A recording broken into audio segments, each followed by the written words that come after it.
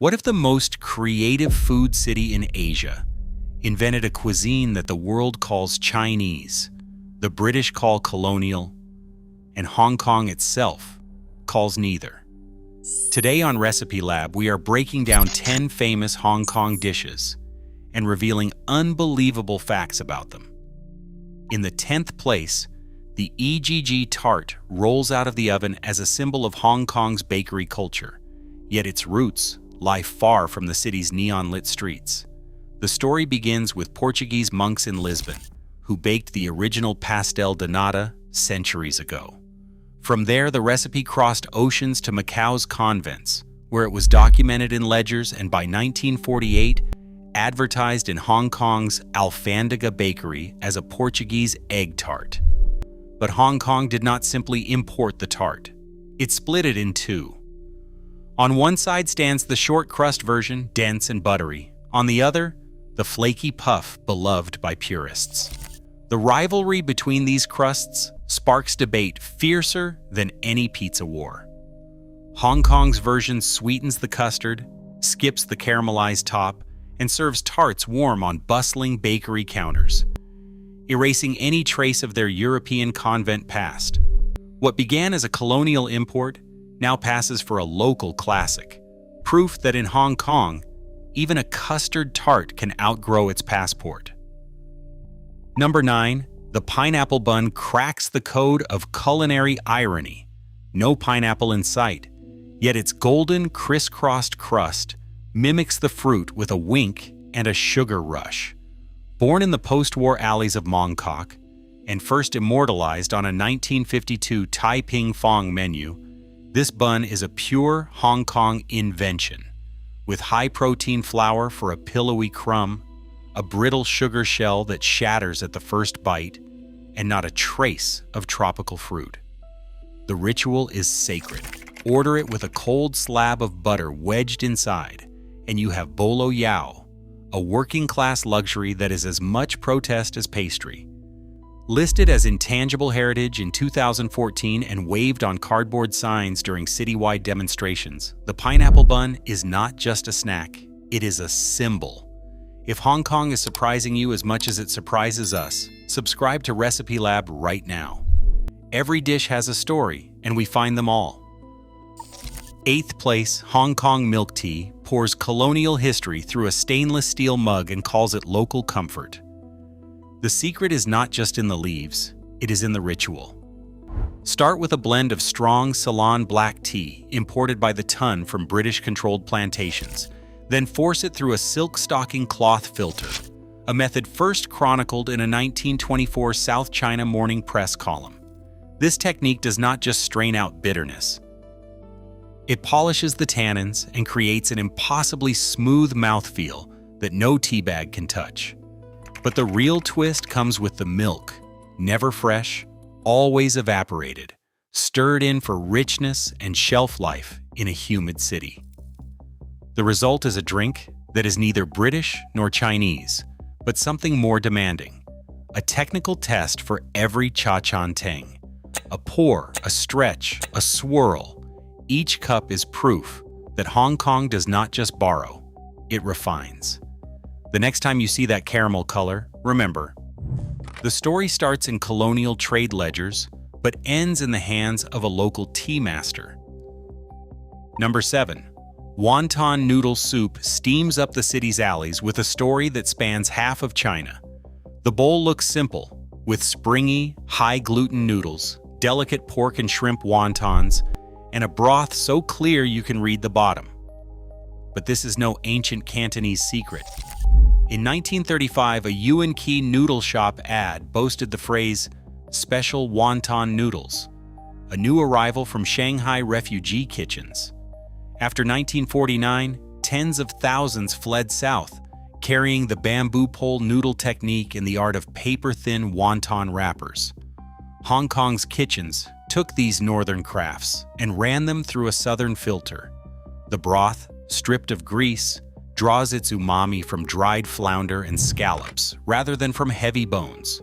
The result is a dish that is neither Shanghai nor Guangzhou, but something built on migration and improvisation.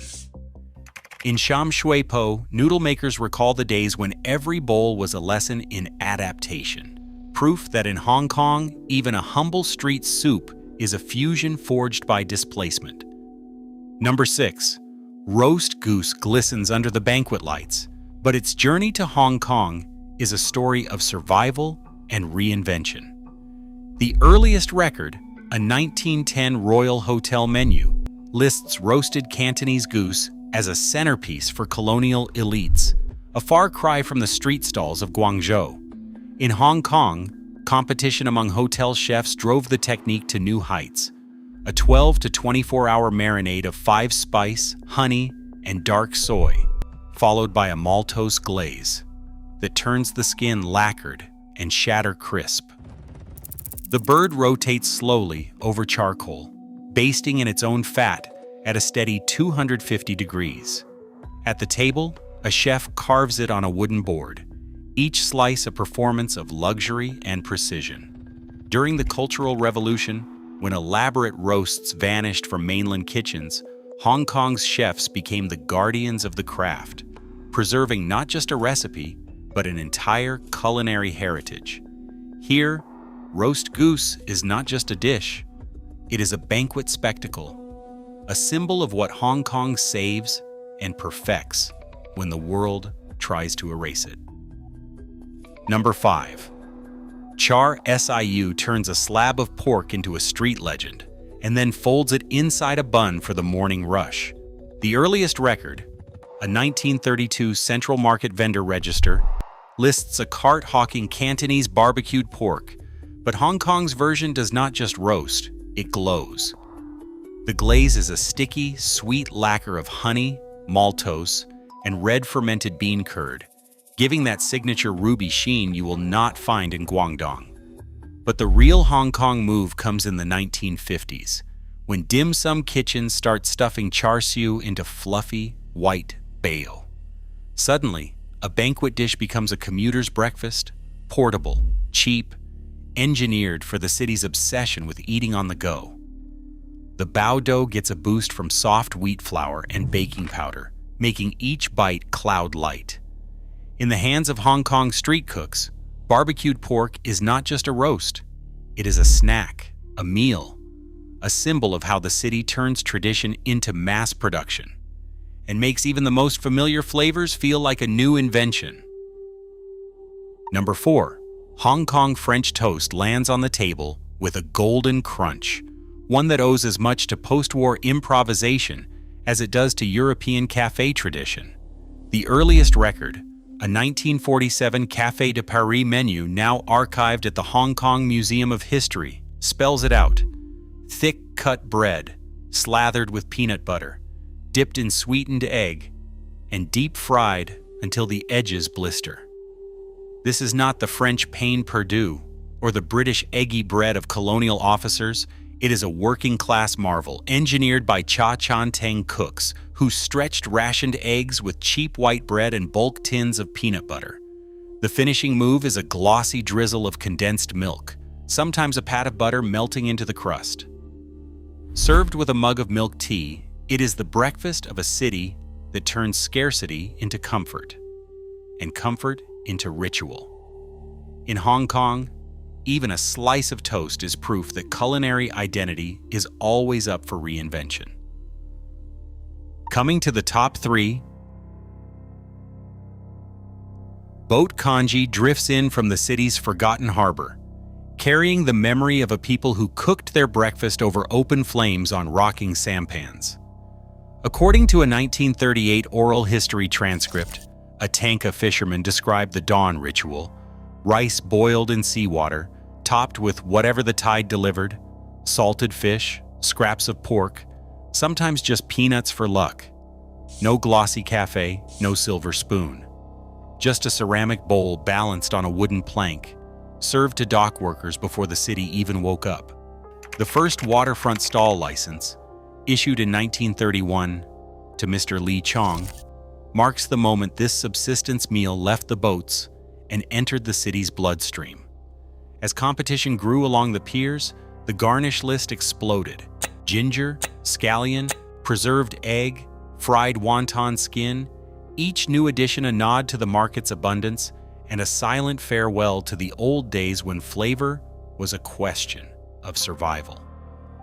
What began as a minimal fuel porridge for the marginalized tanka is now a citywide comfort, proof that Hong Kong's food identity is built on the backs of those who lived between land and sea.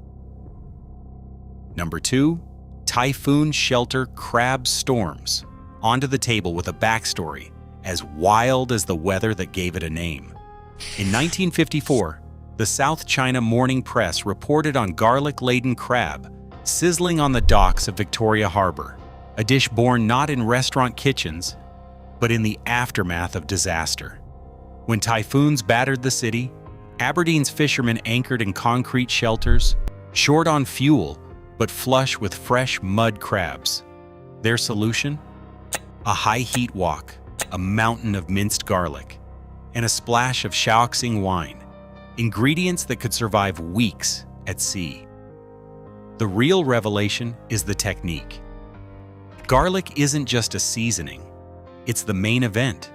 Fishermen fried it to a crisp before tossing in the crab, creating a crunchy, aromatic topping that clings to every claw. The name does not refer to a cooking method, but to the shelters where this improvisation became legend. By 1961, the Aberdeen Fisherman's Cookbook had immortalized the recipe, and soon, restaurants like Underbridge Spicy Crab transformed this dockside invention into a citywide spectacle. Piles of fried garlic, a hint of fermented black bean, and the drama of wok flame. What started as post-storm survival now anchors Hong Kong's seafood identity, proof that necessity and spectacle can share the same plate.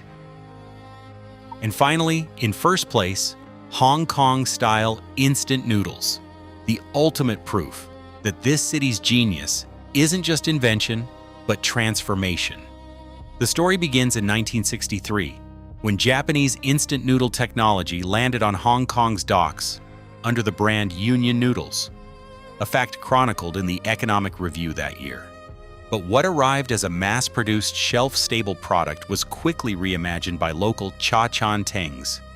Instead of sticking to a single seasoning, Hong Kong eateries demanded custom sachets, soy sauce, barbecue pork, dried shrimp, tailored to the tastes of a city that refuses to eat what everyone else eats. Brand loyalty runs so deep that regulars at Sing Hung Yuan will send back a bowl if the noodle texture is even slightly off. Here, the humble instant noodle becomes a canvas for endless improvisation. A fried egg, a slice of luncheon meat, a handful of fresh scallions. Hong Kong now boasts one of the highest per capita instant noodle consumption rates in the world. But the real story is how a Japanese industrial invention was upgraded, localized, and commercialized into a comfort food that feels unmistakably Hong Kong. In this city, even the most generic global product gets a passport stamped with local identity. So which dish on this list surprised you most? Drop your answer in the comments, and if you're still hungry for culinary detective work, subscribe to Recipe Lab. In Hong Kong, the only thing more original than the food is the way the city claims it. Across all 10 icons, one irony stands out. In Hong Kong, authenticity is an act of reinvention. This city doesn't inherit food traditions. It rewires them, erasing and rewriting origins with every bite. Here, adaptation is the only tradition. Which dish upended your idea of Hong Kong cuisine? Tell us below.